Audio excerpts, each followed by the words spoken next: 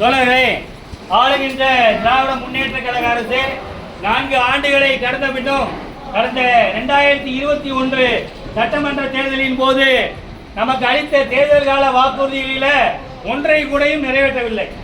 முதல்வர் பல இடங்களில் சொல்றாரு, சொன்னதை செய்வோம் சொல்லாதையும் செய்வோம். ஆனால் நம்மளை பொறுத்தவரையும் சொல்லாதையும் செஞ்சிருக்காரு. என்ன, கலைஞரால் வழங்கப்பட்ட கடன் விடுப்பு சலுகையை கூட இவர்கள் ஆட்சிக்கு வந்த பிறகு கடந்த 4 ஆண்டுகளாக வழங்காமல் நம்மை வஞ்சித்து வரை காலவரையின்றி முடக்கி வைத்துள்ளார்கள். காலவரையின்றி முடக்கி வைத்தது என்பது இனிமேல் உங்களுக்கு இல்லை என்பதை போலதான் அர்த்தம். நாமும் தொடர்ச்சியாக அதை வழங்க வேண்டும் என்று கோரிக்கை விடுத்து வருகிறோம். இதன் உச்சபட்சமாக கடந்த 11ஆம் தேதி மாண்புமிகு நிதியமைச்சர் அவர்கள் சட்டமன்ற கூட்டத்தொடரில் தேர்தல் கால வாக்குறுதியான மீண்டும் பழைய ஓய்வு திட்டத்தை நாங்கள் நிறைவேற்ற மாட்டோம் அப்படின்னு மட்டும்தான் சொல்லல. அதை தவிர தேர்தல் கால வாக்குறுதியான மீண்டும் பழைய ஓய்வு திட்டத்தை நிறைவேற்றாமல் இருப்பதற்கான அனைத்து சாத்திய கூறுகளையும் அதை சொன்னாங்க. உடனடியாக தமிழ்நாடு தலைமைச் செயலர் சங்கம் மாண்புமிகு நிதியமைச்சரோட அறிவிப்புக்கு கடும் கண்டனத்தை பதிவு செய்து பத்திரிகை செய்தி வெளியிட்டோம். அதன் உடனடியாக நாம் அதை எதிர்த்து ஆர்ப்பாட்டம் பண்ணணும்னு நினைச்சோம்.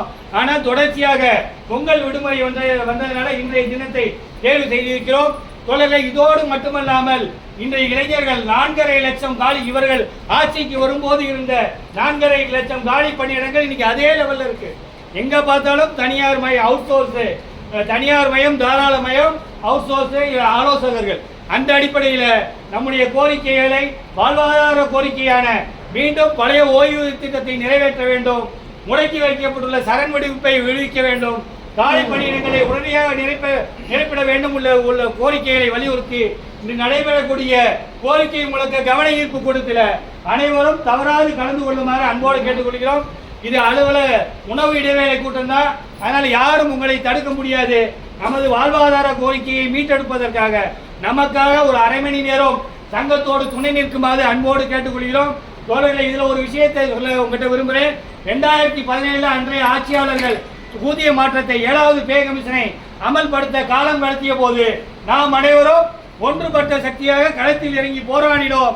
நீதிமன்றம் வரை செய்து அந்த ஆட்சியாளர்களை நிர்பந்திக்க வைத்து ஊதிய மாற்றத்தை பெற்றோம் என்பதுதான் வரலாறு. நாம் அனைவரும் ஒன்றுபட்ட சக்தியாக இருந்தால் ஆளுகின்ற ஆட்சியாளர்கள் நம்மை வஞ்சிக்க முடியாது என்ற அடிப்படையில் நாம் அனைவரும் ஒன்றுபட்டு நிற்கிறோம். இனிமேலும் நீங்கள் எங்களை ஏமாற்ற முடியாது, வஞ்சிக்க முடியாது என்பதை உணர்த்தும் முகமாக இன்று நடைபெறக்கூடிய கவன ஈர்ப்பு கோரிக்கை முழக்க கூட்டத்தில்